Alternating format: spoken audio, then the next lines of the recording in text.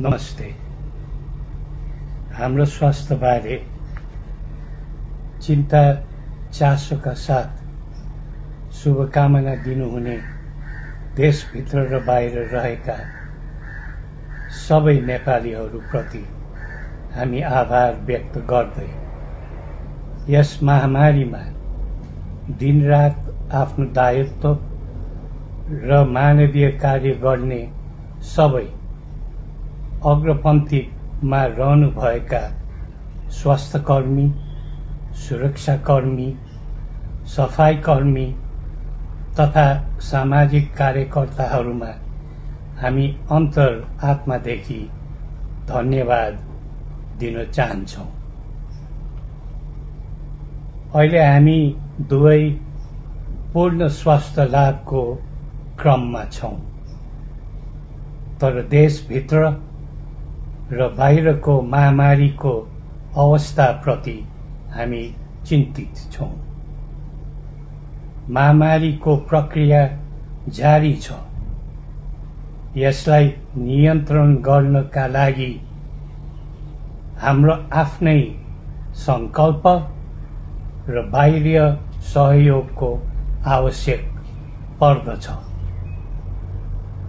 प्राप्त अन्तर्राष्ट्रिय सहयोगको लागि पनि धन्यवाद दिन चाहन्छु। म तपाईहरू सबैसँग सुरक्षित, सावधान तथा स्वस्थ रहन आग्रह गर्दछु। उपचारको क्रममा रहनुभएका सबै नेपालीहरूको शीघ्र स्वास्थ्य लाभ सँगै यो महामारीमा जीवन गुमाउनेहरूका आत्माको चिर शान्तिको कामना गर्दछु। श्री पशुपतिनाथले ती सबै परिवारमा धैर्य धारणको लागि शक्ति प्रदान गरून्। जय नेपाल।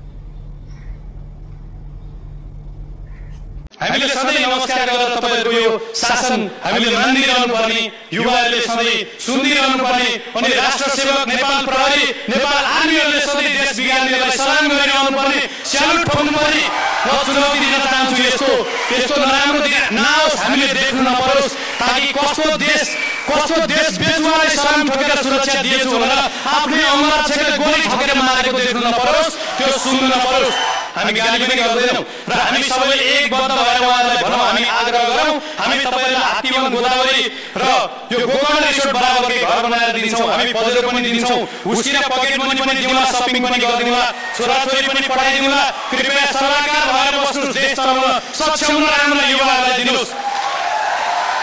जाबो एउटा पेट त कुकुरले पनि पालेको छ।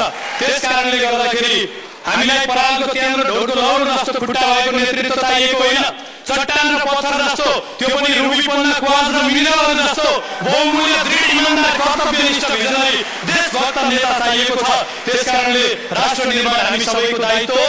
राष्ट्र निर्माणका लागि नीति नियत र नेतृत्व परिवर्तन आजको सबैभन्दा पहिलो आवश्यकता हो। हामी वृद्धाश्रममा पाले जस्तो मन्त्री प्रधानमन्त्रीका कुर्सीमा राखिदिरहने, हामी सधैँ अरबमा गएर भेडा चराइरहने, यहाँ बेरोजगार भएर भौतारिरहने यो हुन सक्दैन। हामी तपाईहरुलाई पनि गाली गर्दैनौं, नराम्रो भन्दैनौं। जे जति गर्नुभयो देशको लागि धन्यवाद, आराम गर्नुस्। देश सक्षम व्यक्तिहरूले चलाउँछन्। दर्शकवृन्द, यति बेला बबर महलबाट यो राष्ट्रिय झण्डा सहितको जुलुस अगाडि बढिसकेको छ। उतापट्टिको 4 लेन सडक पूर्ण रूपमा भरिएको छ, यतापट्टिको 2 लेन सडक पनि पूर्ण रूपमा भरिएको छ र हजारौं युवाहरूले यति बेला राज संस्थाको आवश्यकतालाई पुष्टि गराउनका लागि, गणतन्त्रवादीहरूलाई दबाब दिनका लागि यहाँ सडकमा आएर हेर्नुहोस्, तपाईँ देख्न सक्नुहुन्छ यो भिड, यो जनसागर आम नागरिकहरूको समर्थन राज संस्थाप्रति छ। उनीहरूले गणतन्त्रलाई मात्रै होइन, पार्टीका राजनीतिक दलका नेताहरू विरुद्ध पनि चर्को स्वरमा नाराबाजी गरिरहेका छन्, प्रधानमन्त्री विरुद्ध नाराबाजी गरिरहेका छन् र आजको यो मोटरसाइकल र्यालीलाई सुरक्षा दिनका लागि यति बेला सडकमा सयौं सुरक्षाकर्मीहरूको उपस्थिति पनि हामी देख्न सक्छौं। राप्रपा अध्यक्ष राजेन्द्र हामीले सधैँ नमस्कार गरेर तपाईहरूको यो शासन हामीले मान्दिरहनु पर्ने, युवाहरूले सधैँ सुन्दिरहनु पर्ने, अनि राष्ट्र सेवक नेपाल प्रहरी नेपाल आर्मीहरूले सधैँ देश बिगार्नेहरूलाई सलाम गरिरहनु पर्ने, स्यालुट ठोक्नु पर्ने म चुनौती दिन चाहन्छु। यस्तो नराम्रो दिन नआओस्। हामीले